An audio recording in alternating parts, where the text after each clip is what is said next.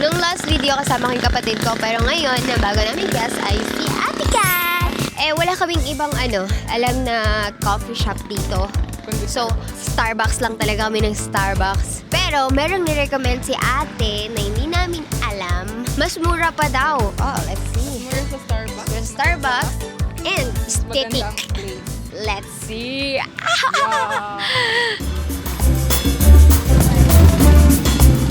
Give na lang kayo. Aba. Bakya.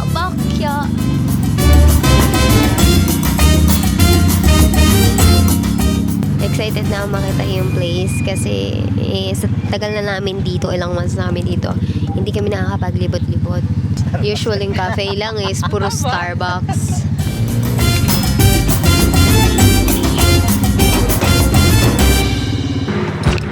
Hi! Kami sa Cafe Severina. Let's try it. Let's go! Cute dito Ito, hi! Saan yan? Pang meron silang daanan pang PWD. Maganda rin dun, no? Ganda. Uy, merong ate ka dyan. We're here na. Now we're checking the menu. Try ko muna yung dark ube latte.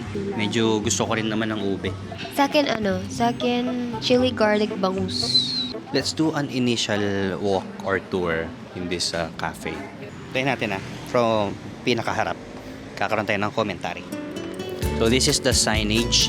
Malapit lang siya sa kanto ng NBI. Medyo nandun yung kanto ng NBI and then you will just go here. So Cafe Severino. Makikita nyo naman siya. Signage. Medyo papasok lang siya banda dito.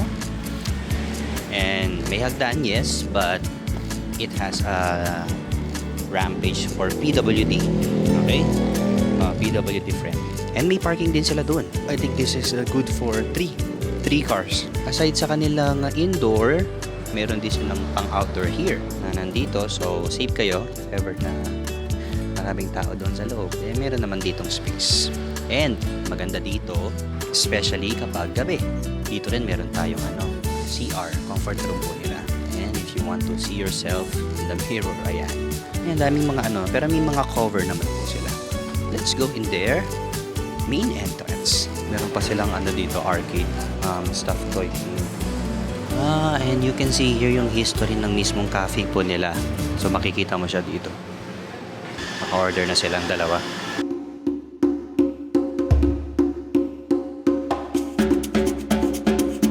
Grabe guys, punong-puno daw pala ito, sabi ni Ate Kat. Lalo pag Friday night, Saturday night, weekends. Kung gusto nyo pumunta dito, lalagyan na lang namin yung exact location dito sa Tagaytay, kung malapit lang kayo sa Tagaytay. Well, kami, first time namin dito and satisfied kami sa look, aesthetic, and presyo syempre ng cafe. Mabilis siyang makahook ng mga kabataan. Lahat ng nakikita kong pumapasok, kabataan. Compared mo naman sa Starbucks, yung food doon, tinapay, isang slice lang, 200 Dito yung plus. drinks, 150 pataas. And then yung food, 250 pataas. Pero, generous serving, masarap din yung food.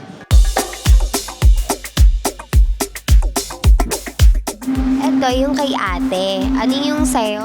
Ochadela yung title. Yung title niya. Basta may cinnamon, oat milk, may isa pa, nakalimutan ko ano. Pero favorite ko talaga tong drink ko na to, pati sa Starbucks. Yung kay Palangga naman, kanya ay dark ube latte. Sa akin, nilig ako sa kape, I choose cappuccino. Triple pasta! Tininining!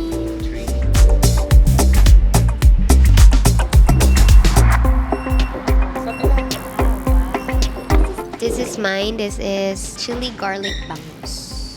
And then, ate ordered fries. Yummy looking. Naglalaway na si ate tuloy. Namo, meron na yung ngata-ngata bago pa mag-pray.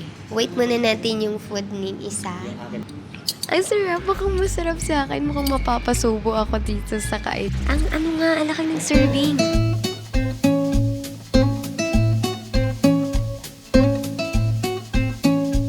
Pakita mo yung beef pot roast mo naman, pare ko. Makikishare ka pa ba niyan sa akin? Ha?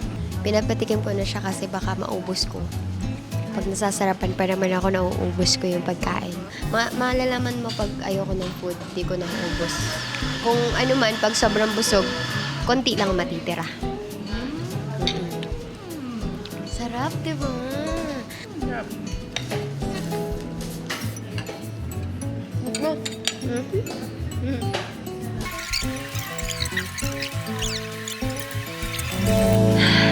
Yung chili, garlic, bangus, you must try it. Mapapapikit ka sa sarap. No joke. Wala nga lang pambobola. Akin is chili, garlic, bangus. And ito yung kay Jay. Well, di ko na mapakita. Nasa tiyan niya na. Lahat. Masarap din siguro kasi ubos niya. And yeah, ang sarap ng food dito. Worth it ang pera nyo. Si ate. Next ate.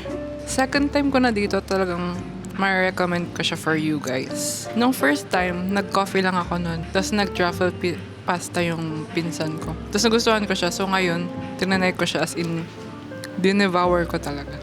Pero masarap yung sayo yung bangus. 100 out of 10. Sa akin, normal lang na food siya for me. Yung yung specific na in-order ko lang. Pero yung ube, nagustuhan ko siya. I can feel in my tongue yung lasa talaga ng pagka-ube ng drinks ko.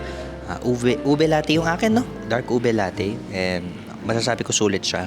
When it comes to food naman, yung in-order kong beef pot roast, hindi ko siya masasabing 100% good. Pero yung kay siya na bangus, talagang siya, legit. As in literal na mapapapikit yung mata mo sa sobra sarap.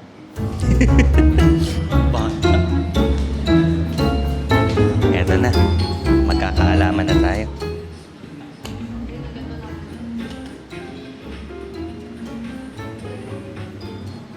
What? What? What?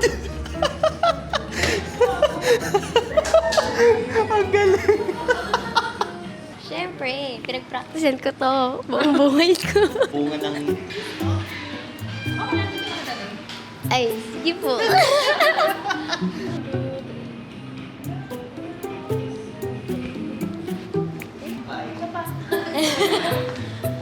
Di ba ga? Lagi akong pumupunta sa ganyan.